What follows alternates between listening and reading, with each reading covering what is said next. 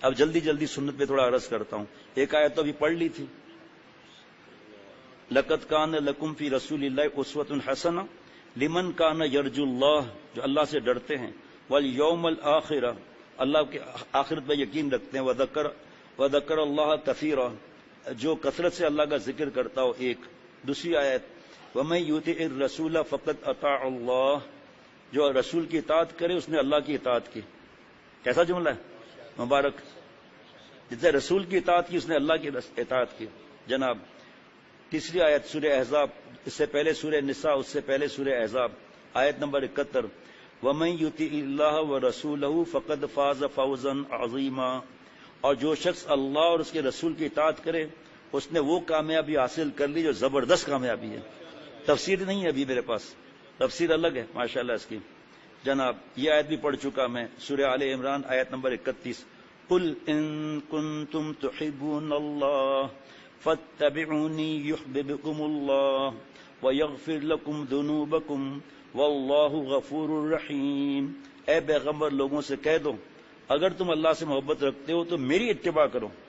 جناب اللہ تم سے محبت کرے گا اور تمہاری خاطر تمہارے گناہوں کو معاف کر دے گا، اور اللہ تعالیٰ بہت معاف کرنے والا بڑا مہربان ہے.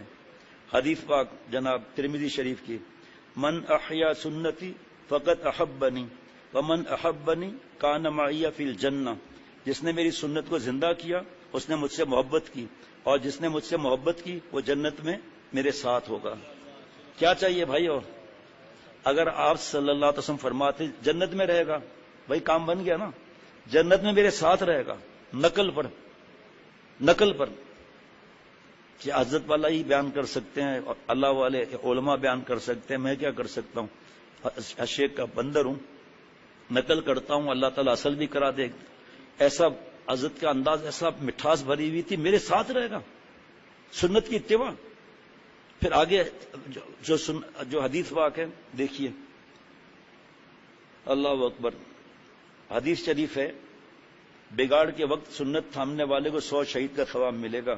من تمسک بسنتی عند فساد امتی فلہ اجر 100 شہید. جس وقت میری امت میں دین کا بگاڑ پڑ جائے اس وقت جو شخص میرے طریقے کو تھامے گا اس کو 100 شہیدوں کا ثواب ملے گا. 100 شہیدوں کا ثواب. آج تو پلیٹ صاف کرنے پر بھی مذاق اڑایا جاتا ہے. حدیث شریف ترکت فیکم امرین لن تضلوا ما تمسکتم بہما کتاب اللہ و سنت رسولہ. میں تم لوگوں میں ایسی چیز چھوڑے جاتا ہوں، مشکات شریف صفحہ 186، کہ اگر تم اس کو تھامے رہو گے تو کبھی نہ بھٹکو گے. اللہ کی کتاب یعنی قرآن مجید اور اللہ کی رسول کی سنت یعنی حدیث پاک. حضرت حاجی امداد اللہ مہاجر مکی رحمۃ اللہ علیہ کا ملفوظ ہے، سید الطائفہ شیخ العرب والعجم حضرت حاجی امداد اللہ صاحب مہاجر مکی رحمۃ اللہ نے فرمایا، ہمارے سلسلے میں وصول اللہ تعالیٰ تک پہنچنا اسی لیے بہت جلد ہو جاتا ہے کیونکہ یہاں پر اتباع سنت پر عمل کرایا جاتا ہے. سنت کی اتباع، بار بار سنت کی اتباع. اب کام تو ہمیں کرنا ہے نا. شیخ تو بتا دیتا ہے بس راہ پر چلنا راہ رو تیرا کام ہے، شیخ لے چلے گا تجھے دوش پر کندھوں پر، راہ رو یہ تیرا خام خیال ہے. یہ ہمیں چلنا ہے نا. اب جو پتہ چل گیا سنت، اب تو اور معاملہ بھی ہے، اسی پر ہم اکتفا کرتے ہیں کہ ہمارے راستے میں، ہمارے سلسلے میں طریق اللہ جلدی مل جا، وصول اللہ جلدی مل جاتا ہے کیونکہ یہاں اتباع سنت کرائی جاتی ہے، اس کو سمجھایا جاتا ہے. حضرت کی کتاب اگر نہیں ملی ہو تو آپ کی ذمہ داری ہے سنتوں کی کتاب پہنچا دیجیے گا. بس اس کو دیکھ کر عمل کرتے جائیں. پھر جب گھر جائیں تو اس وقت یا جو بھی طریقہ ہوتا ہے کمپیوٹر سے ہر دعا نکال لیں.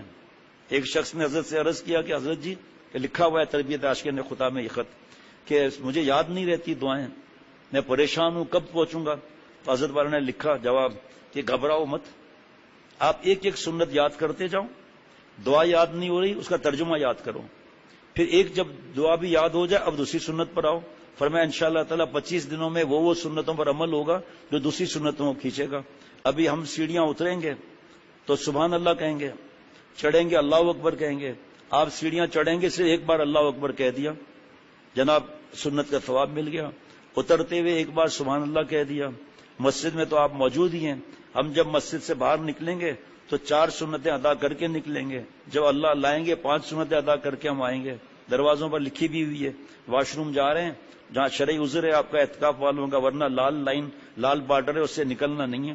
لیکن آپ جا رہے ہیں سنت اس کے لیے واش روم کے لیے تو سامنے سنتیں پڑھتے ہوئے جائیں, فائدہ ہوگا. واش روم کی سنتیں وہ کتاب میں لکھا ہوا ہے. داخل ہونے کی سنت الٹا پیر, پہلے دعا مانگنی ہے, اس کا الٹا پیر پھر سیدھا پیر. کپڑے اتاریں گے پہلے الٹا پھر سیدھا, پہنیں گے سیدھا پھر الٹا. دیکھو چپل پہنیں گے سیدھا الٹا, اتاریں گے الٹا سیدھا.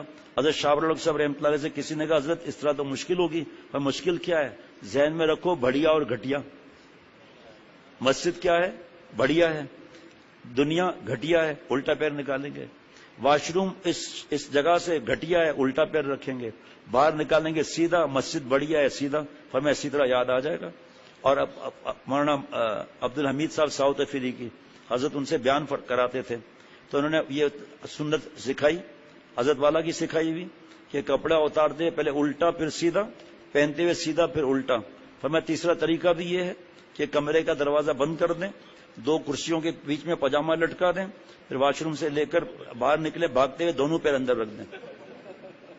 دیکھو حضرت ہنساتے کیسا تھے ہم لوگوں کو کہ اب یہ ہوگا کرسی ٹوٹے گی آپ کی مرضی, سر پھٹے گا آپ کی مرضی, پاجامہ پھٹے گا آپ کی مرضی. جب پہننا یہ تو سیدھا پھر الٹا نہ بھائی. اسی طرح کرتا, اسی طرح بنیان, اسی طرح صدری, اسی طرح جو بھی.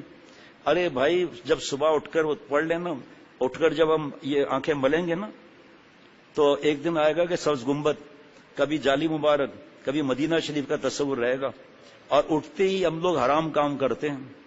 سنت کی فرض کریں سنت جو ہے نا نہیں پڑھی. ایک مثال ہے, حضرت شیخ الاسلام مفتی تقی عثمانی صاحب دامت برکاتہم فرماتے ہیں مجھے غم ہے اپنے علماء دوستوں پر جو کہتے ہیں سنت کی دعا نہیں پڑھی تو گناہ تو نہیں ہوگا نا. فرمایا کاش ان کو یہ معلوم ہو کہ کس کی زبان مبارک سے یہ دعا نکلی ہیں, کاش ان کو ترجمہ آتا ہے. ہر دعا میں کہیں اللہ سے مانگا ہے, کہیں اللہ سے پناہ مانگی ہے, تو یہ ایسی بات کرتے ہیں. اذان کے جواب کا بھی مل جائے گا آج سے انشاءاللہ تعالی عمل. تو فرمایا کہ یہ سنتوں پر عمل کرتے جائیں گے, بدعت کا, شرک کا, گناہوں کا کیچڑ صاف ہوتا چلا جائے گا. اور یہ اللہ سے دوستی, نقش قدم نبی کے جنت کے راستے, درود شریف پڑھ لیجئے, نقش قدم نبی کے جنت کے راستے اللہ سے ملاتے ہیں سنت کے راستے. پہلے اللہ پر جل جلالہ کہنا واجب ہے. بس یہ آج سے شروع ہو جائے.